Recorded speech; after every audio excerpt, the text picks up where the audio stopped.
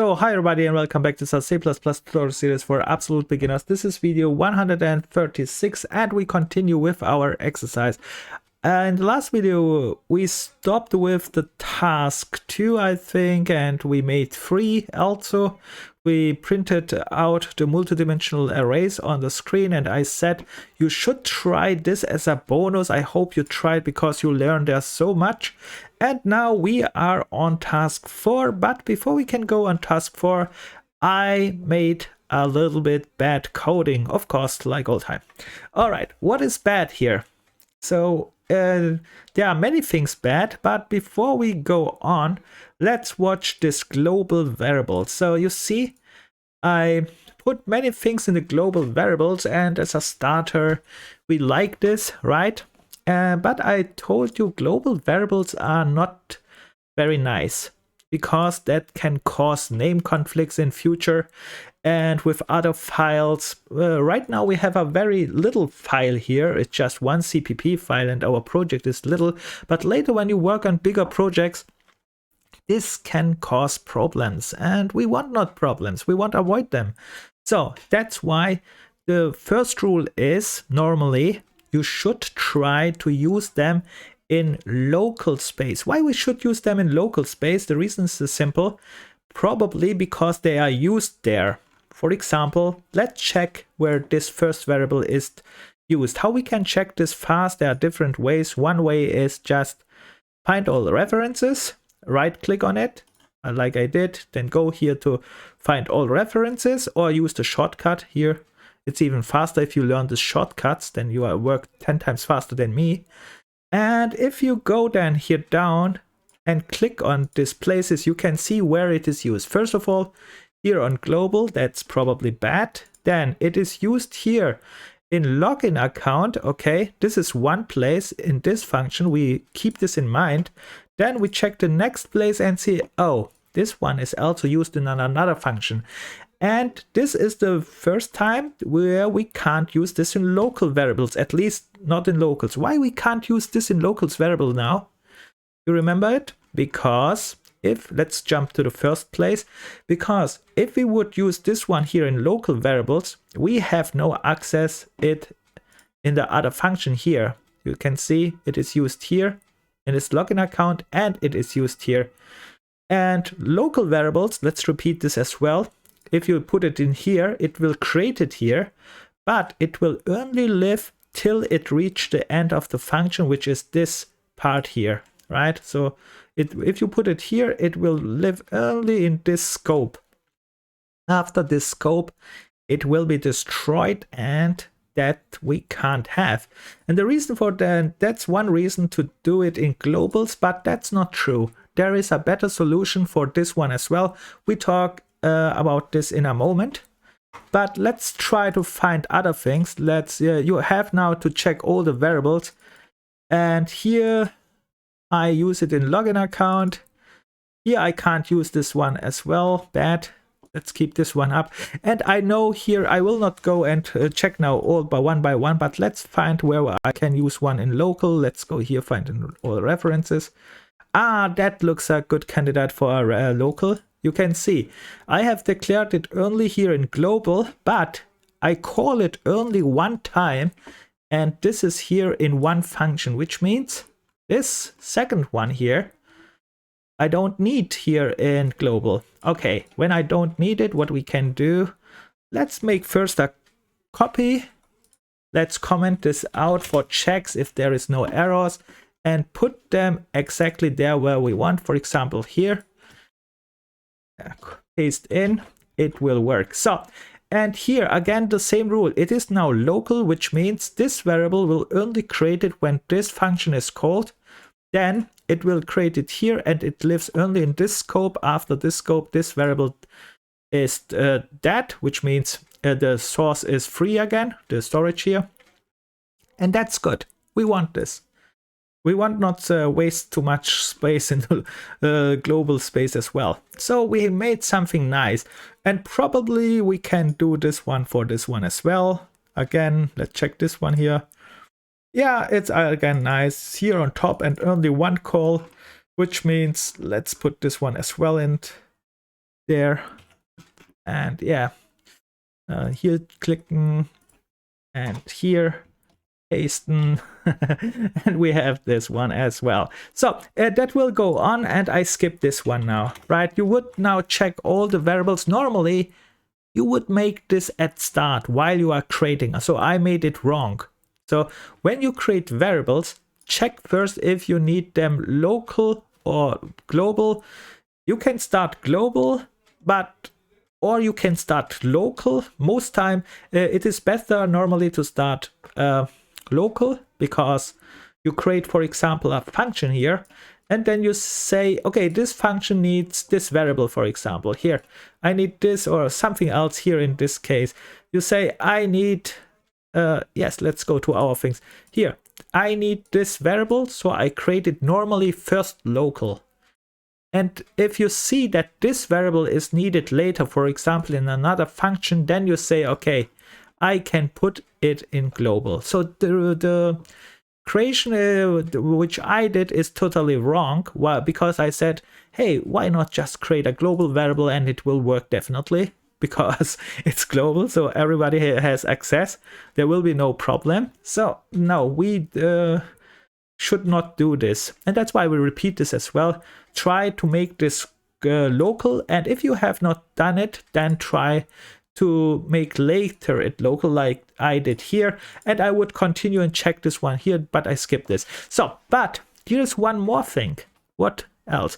We are still here in globals, and this one here, this two, we can't use local, right? We figured it out. They are called in two different functions, and if they are called in two different functions, they can't set be local, because the other function would not have access to it, because it's encapsulated. So what can we do? We did already something. We set it global, but this one is still not good. Global can still cause problems later if the project goes bigger and bigger, and it can cause name conflicts. So we repeat again one keyword which we learned already. What is that? Can you think about a keyword which can solve our problem here? If not, no problem. I repeat it for you. It is called the namespace. We can put this kind of variables which are global to our own specific namespace, so that if this variables, if our project get bigger and bigger, that this names here will not cause too much problems in other places, because first you have to call this namespace and then you can access these variables. And I will do now only namespaces for this one. Of course, you can set different kind of namespaces and so on, but I set only for this one, because then I have again changed here a lot of things, because that was again my second bad thing.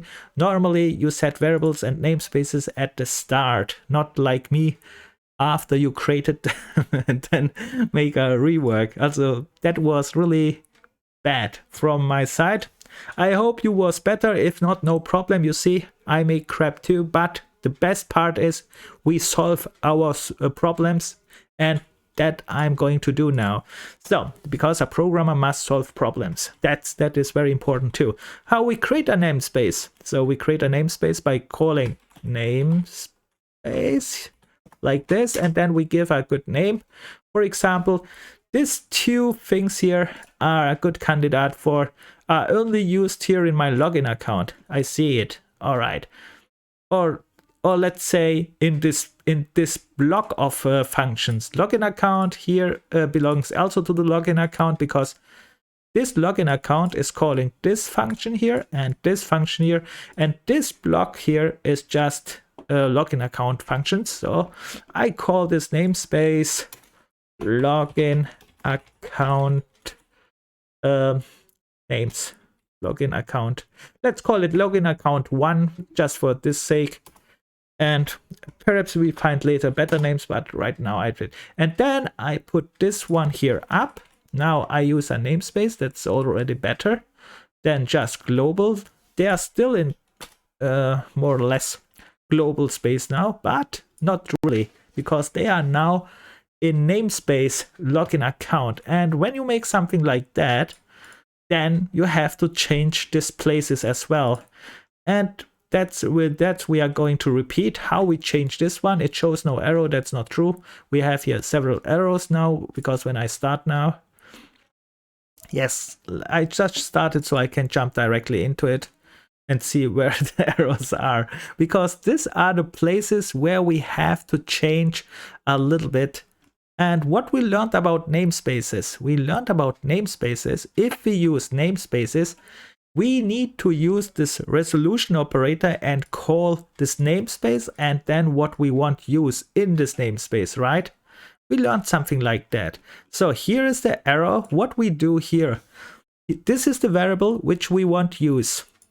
And this variable is in my namespace login1 account, and it is here. So how I can connect this one here, I hope you remember it. It is the scope resolution operator, which is the colon. Now I just defined the namespace which I want to use. In my case, this login1 account. Copy this one, paste it in front, paste it. All right, and the same goes for the other one too. And so we have now defined the variables. They are now in namespaces and now not anymore global, which is good, which can not cause name conflicts because we try to avoid all kind of stuff like that. And yeah, and you see this kind of stuff you should do at the start as well. Not that you rework all things like me. That is again a bad thing. So we find many bad things, but that's good. So we see what bad is and you see what you should avoid when you are programming. And with variables is you can see variables, check them if at start if they are local or put them right into namespaces. And then you would avoid a lot of work what I have to do after now, you see. And let's check this one if this is working so far. Of course, there are a little bit more, but I skipped this. This is just for training and I show you all the problems, what can happen. And test all your code after when you change something, because it can happen that it is not working anymore sometimes. All right, we have now talked about these names. The other ones I should do normally too. This one here, which I commented out, I just commented this one first out because I want to test it, and after I test it and it's working, then I can kick them out. Then I say it's okay. And the other ones I have to do later. Let's write here to do later because that one is not covered now. And yeah, but we go on with our task almost. There is one more thing. Probably you realized when you tried to create this formatting, at least I realized something. And yeah, I use here the exact code here again.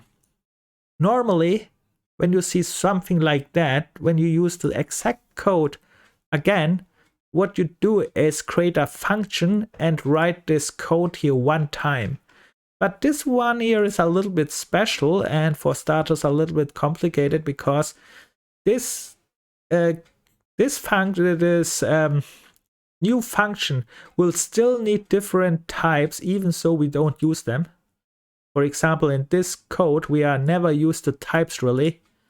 We have just used this one here, which is an int array, and printed out the numbers and so we used it anyhow, but not let's say directly, but indirectly we use them, of course. And the problem is now with this code here, if you want to say, hey, I put this whole code here in another function, and then I can call this one function again with the other function, so I don't have this double code. That will not work, at least not for starters, because we have to learn a little bit more things to make this work, and there are something like other structures which we have not covered right now, because there is a way we can make this. But the problem here is if you make this one here, I show you something new which is called refactoring. What you do is just mark the code. For example, this here is normal code, right? And this is later my outprint. Then I can right click it. Then I can go here to this top here. It says quick actions and refactoring. And we do refactoring. We have not talked about refactoring. We will talk about this in the future a little bit more because it's very important. But what refactoring means is put the marked, there are different kinds of course, but what we are doing is put all the selected code in a function, and we can do this here. It says here extract to function, and then it says here the function name. Yes, let's call it test this. And the problem here is here when you see the line, this line here.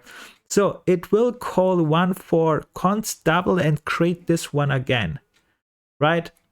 And later you need to do this for the other one with the string as well. And then is the question, is this really easier or was this now complicated in this example? But in general, it is easier. But for this example, it's not easier. Why? Because these examples are only 2 printouts, or let's say 4 printouts, and then you don't care anymore. But if you have, let's say, 1,000 calls, 1,000 time calls this one here, then you would make this one in a function and then call the function inside, and then it's easier. But if we have only here, let's say 2 or 3 times calls, just copy it and paste it will work too. So that's why I skipped this one, but the general rule is if you see code which is double, put it in a function and make it. For example, we did this as well, right? I said here on top, it was not directly, but I said it perhaps too fast so you couldn't see it. I said here we will have to print out this 2-dimensional arrays, right? And then I said we will print out later this 2-dimensional arrays, right? And perhaps we print out later anything else. And then I said instead of writing all time a print statement, let's write just 2 functions which are printing them out, and we're putting in the arrays which we want. And this is also similar to this refactoring. We are using just 2 functions with the code, and then we're passing all the arrays in instead of recreating them from start again. It's similar. We have not talked about refactoring and stuff like that in the tutorial. In future we will talk a little bit more about this because it's very important.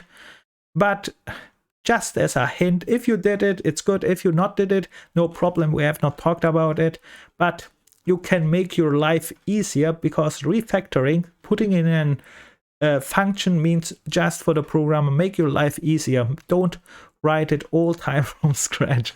And programmers are lazy, you know that, I hope. We use copy paste, we use refactoring all over the place, so we have to code less and less. So let's go on. So with that said, I think we can go to the next task, which is number 4, and we should write here an update version. All right, I think before I go on, because this will again very big, that's why I stop here. Probably you'll say, hey, that's not big, that's very easy to update.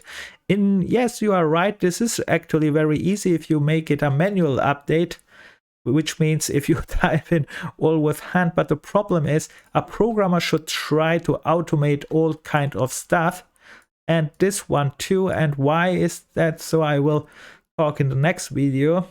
And that's why it's not that so easy like manual update.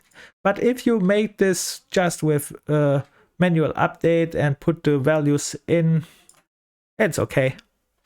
Because I never told this in the task. I just said create an array, use the array here and make an update, right? And then I said print this out. This one should be also very easy because we have already the functions to make this. So this one is very easy.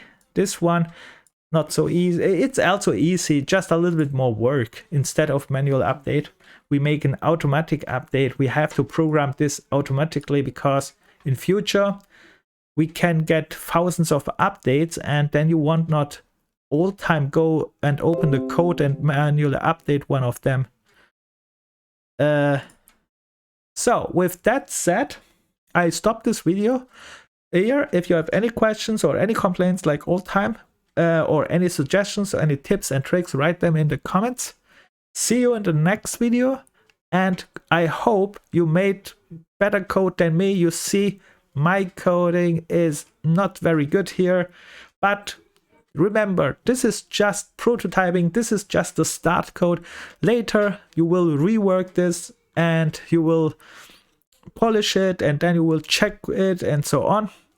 So if your code works, that is the important part. It should work, right? At start you try just to make a working code, and my code works. It's not good, but it's work, and later we will polish it if we need, of course. So I hope your code is better than mine, because mine was not good. And if not, no problem, you learn it, you will better than me in no time. With that said, bye and good luck.